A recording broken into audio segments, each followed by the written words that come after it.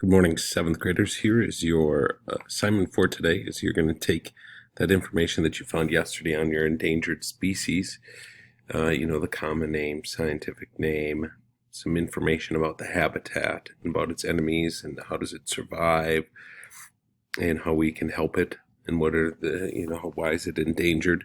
You're going to take that, and you're going to come over to Canva, which I'll have a link for it. You're going to make a poster with your endangered species, just reviewing how to use this. Okay, you could go to your elements. These are kind of like stickers. You can add pictures and things with it.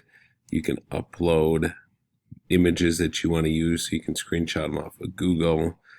Okay, that you can add to them. Maybe you want to adjust the background. Make sure you're using the ones that say free. And then when you drag it over there, you will apply that background to there, or insert your picture with it. You can include your text by adding a heading and then type your information in there. And you got your picture on there of your endangered species, and you've inserted all of everything that you need to do. What we need to do here is there's this down arrow. I'm going to click download.